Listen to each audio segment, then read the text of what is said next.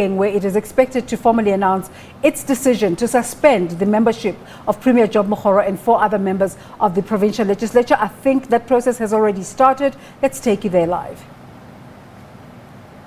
Thank you very much, Comrade Coordinator. I am now going to invite questions. Let's be reminded of what we have initially agreed on, that this is a matter of disciplinary committee and that we would want to tread on the side of caution in the response so that we will not prejudice the process. So, hi, good day. It's Kylie here from ENCA. So maybe just as a first question, sir. So the Premier is under the impression that he's in the dark. He's not aware of this particular suspension. So when was this communicated? But also maybe as a second question, so he's the Premier. Where does this leave governance in the province, especially because your key mandate is to revive, the systems in place. So where does that leave? Is there a power vacuum? Thank you. Thank you very much. Dr. Lin.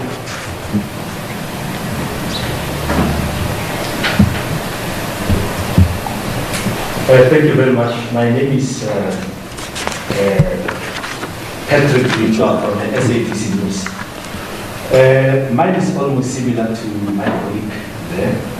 I wanted to check whether all these members that have been suspended received their suspension letters, all of them, at the go. Number 2, this suspension, does it mean these people are only suspended on activities of the party, or because some of them are members of the legislature and they are chairing the portfolio committees, are they allowed to enter the premises of the legislature? Or can you define to us this temporary suspension? What does it mean? Thank you. Do you have any more questions? CNC, you want to come back?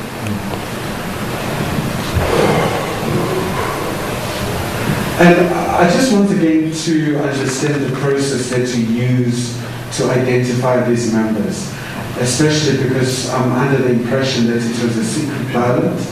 So how did you just reach this particular conclusion? Thank you.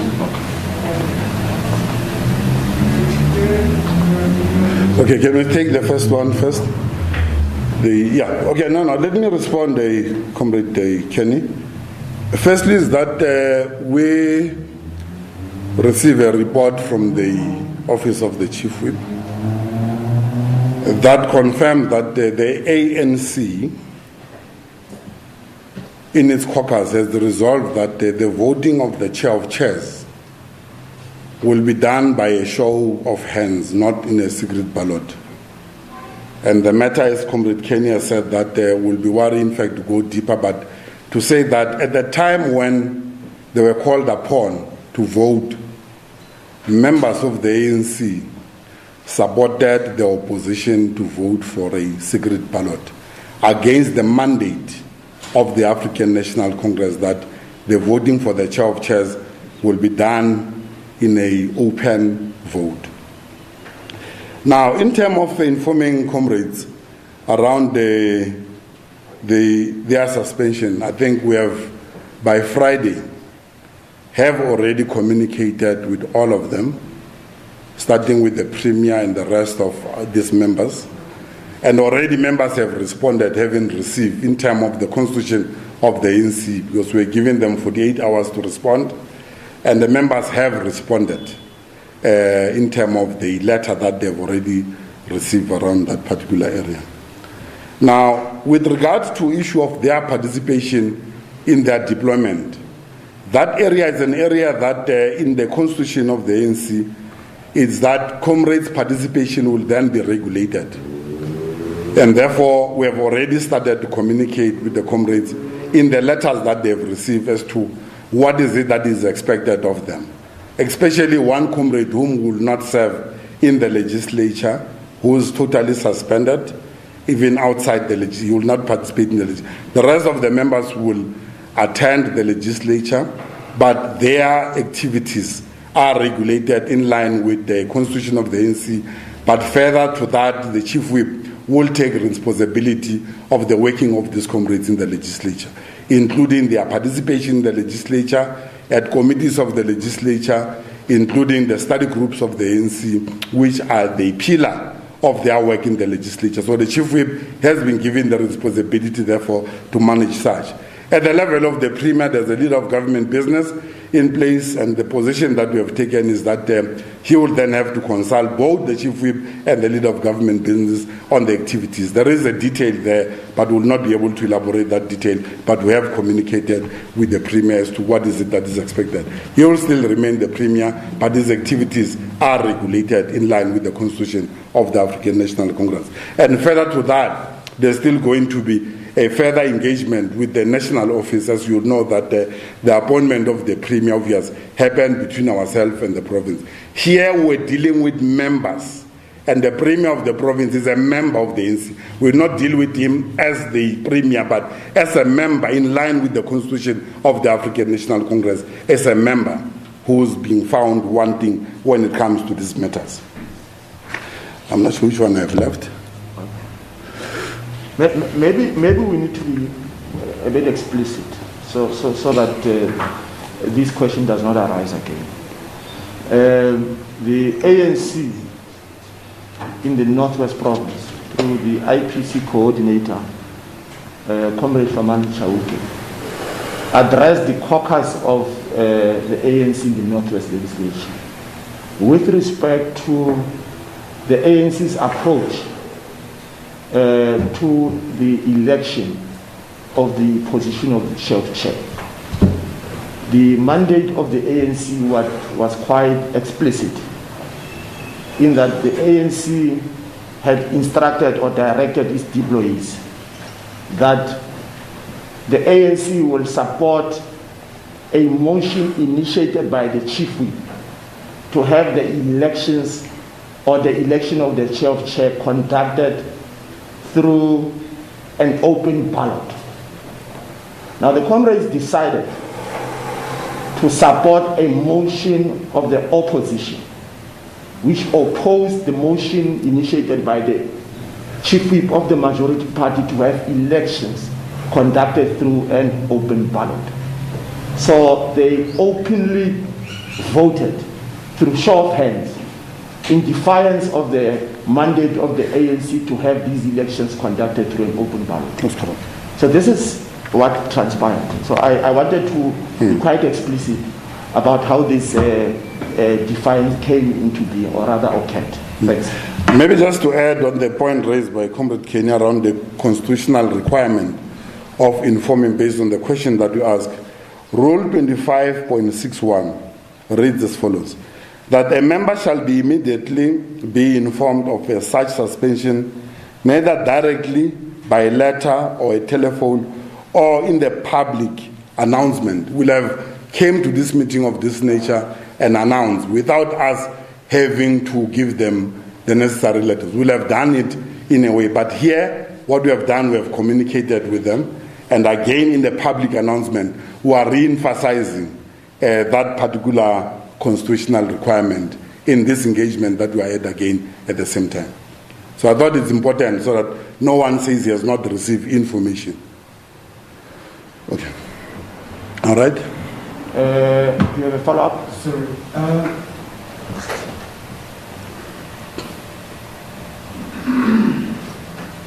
So just for me, once again, a bit of a clarity.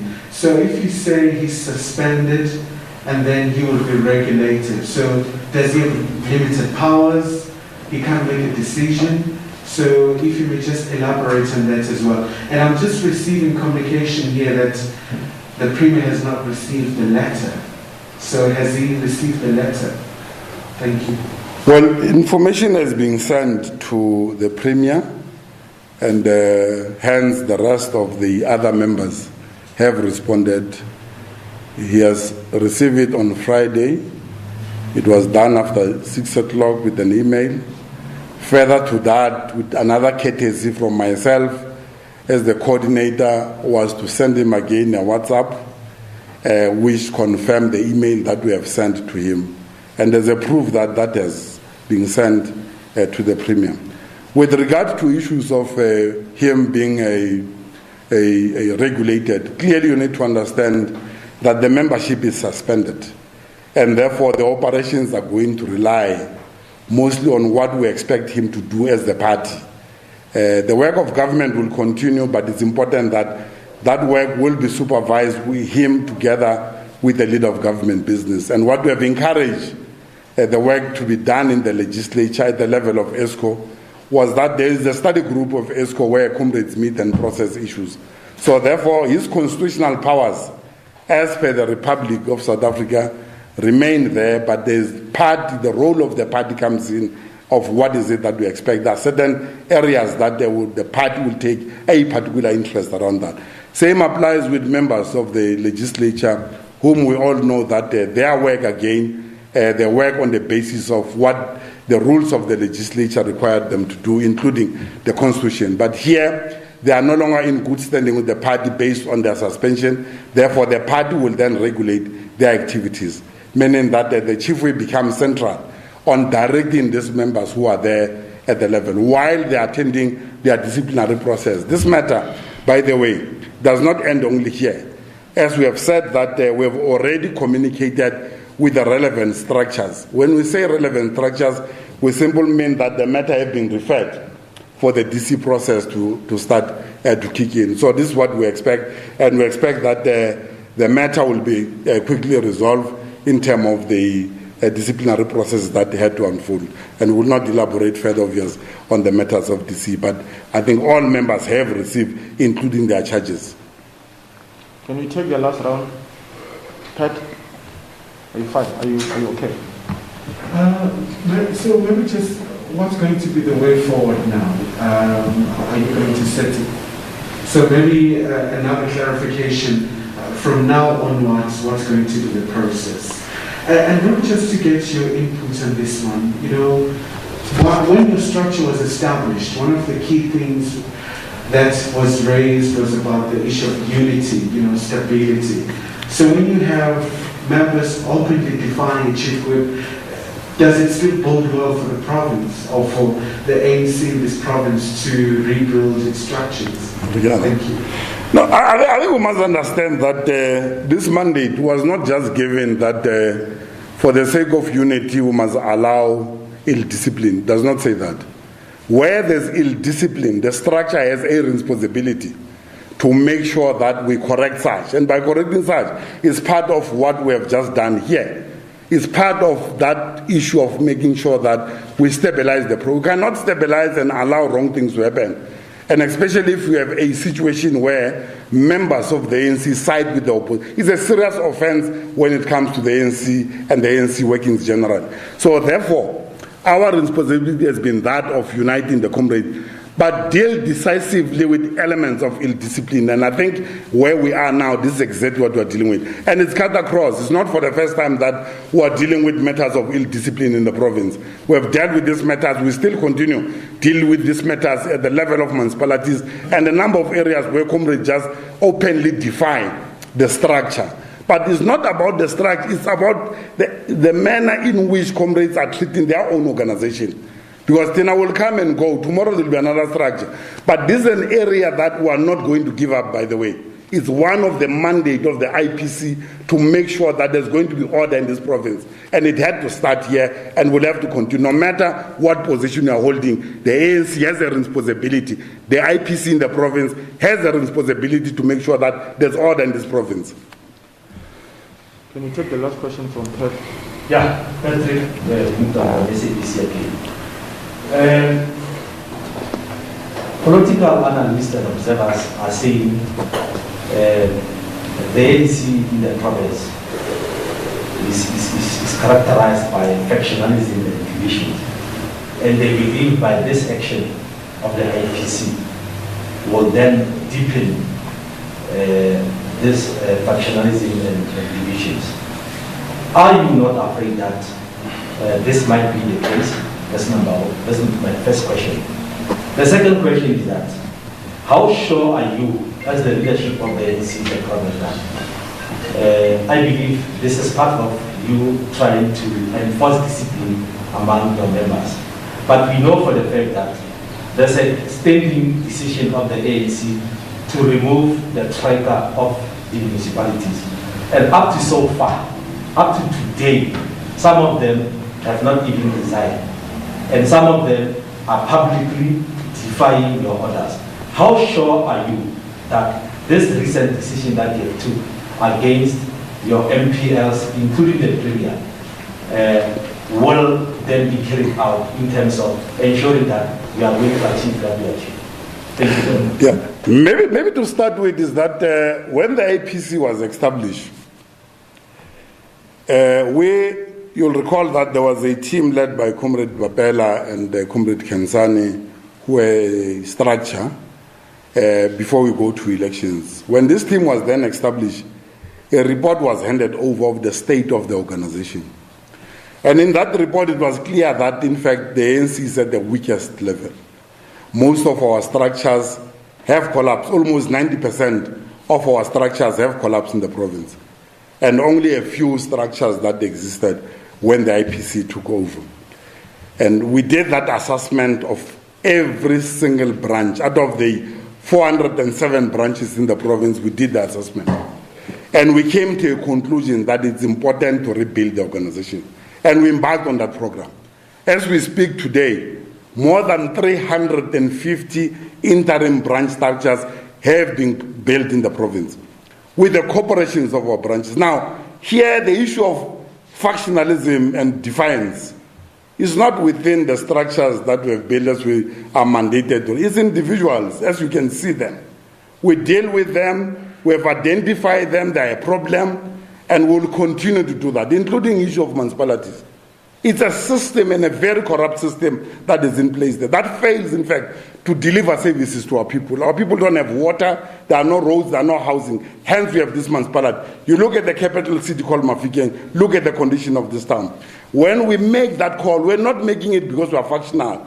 We're making it because we believe very strongly that there's no implementation of the ANC manifesto in this area of the municipality, including many other municipalities in the province. Therefore, our action must never be concluded to be a factional. We are correcting what ANC has identified that is wrong. The ANC, when this IPC was established, they will not have gone to this extent of giving us guidelines. And one of them was that we must help to stabilize government. It did not say that we must allow this ill discipline that we see. Stabilizing government is simple mean that we must work with our deployees in government, work with them hand in hand. They must abide by the aims and objectives of the ANC in the area of their deployment. So therefore, the element of factionalism as it's put across, I would say that is a minimum because we know. In fact, there are a number of comrades that have been referred to DC, which have not gone public. A number of them have been sent to DC, and we're addressing this because part of dealing with ill discipline cannot be used only at the level of unity, therefore we allow ill discipline. Some of them will refer it's part again of forging that unity because the outcomes of those DCs, in fact, are helping us, in fact, to arrive at what we call unity that we want. So the IPC is on course. The work that we have done, we are satisfied that, in fact, we are ready to go to a provincial conference. So there's no one who can come back and say this IPC is only focusing on creating more problems in the province. We're ready to go on conferences early as January because the 70% structures that we have built, mean threshold, we have already met it. So it's a good work that this IPC has done till today that we now have structures in place and we're ready to go to conference and to allow the structures to elect the leadership of their choice. Let's take it further, Comrade Coordinator. You have 21 members of the Northwest Provincial Legislature deployed by the ANC. The rest of them decide to carry the mandate of the ANC, implement it and vote for in favor of an open ballot as directed by the ANC. And you have 5 who decided to deviate from the mandate of the party. You then can't say the IPC is factional in carrying its mandate when the rest of other members of the ANC understand what the mandate is. You have 10 NECs. One of them was unfortunately not present. But you have 10 MECs who are led by the Premier, 9 of which voted in favor of the motion of the ANC, and the Premier, who is supposed to be the head of government, who is the head of government, elects to vote against the mandate of the ANC. So it can't be that it was not incomprehensible. It can't be that it was a factional position which had been understood to be an organizational position by all other deployees of the ANC. So we refuse. We're not a homogeneous group. When we established, we were brought together from all political and organizational backgrounds. So we can't be accused of being factional as if we are a homogeneous group. The NEC appointed a faction to lead the ANC in the Northwest Province.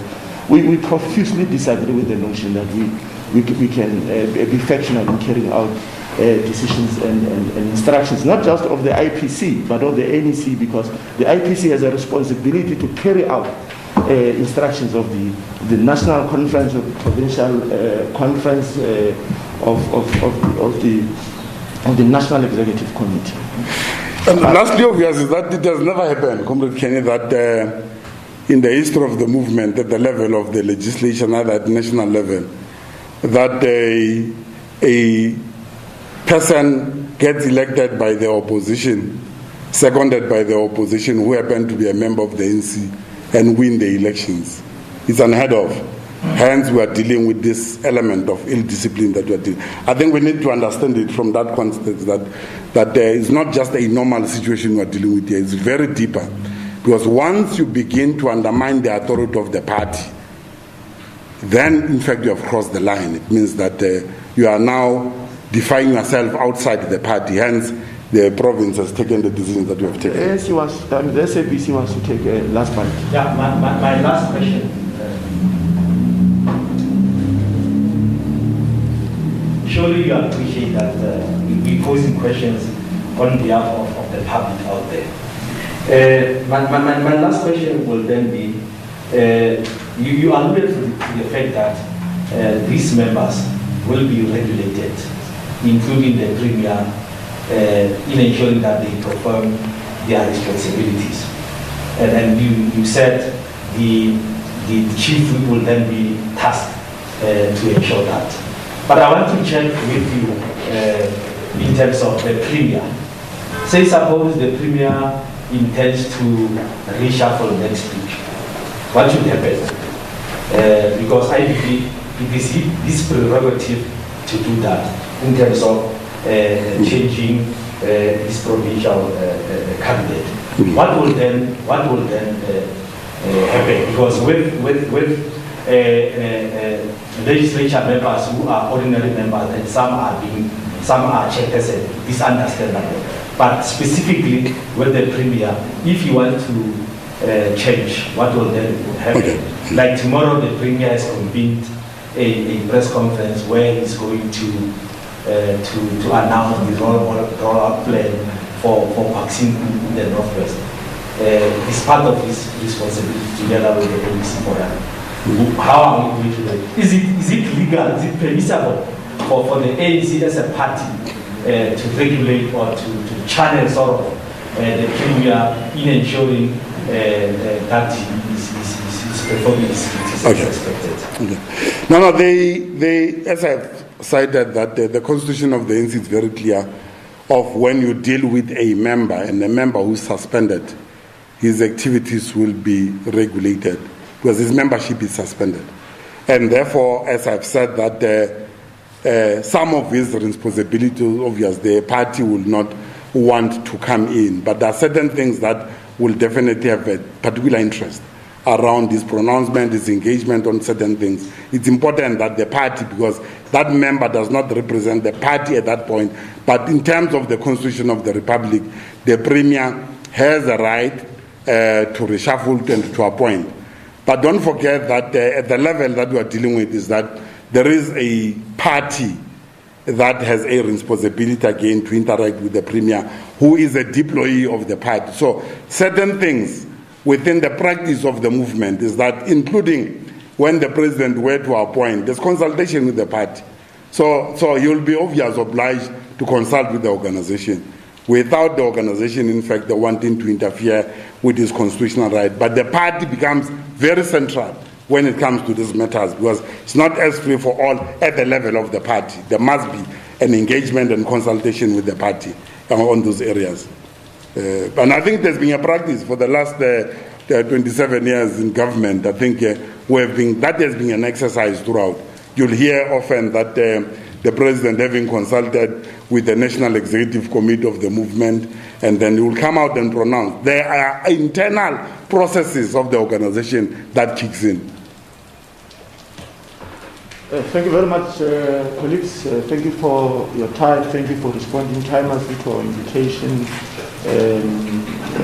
So thank you very much. Okay. We hope you travel safe, those who are traveling out of the province. Okay. You're watching the agenda. Let's take a break now.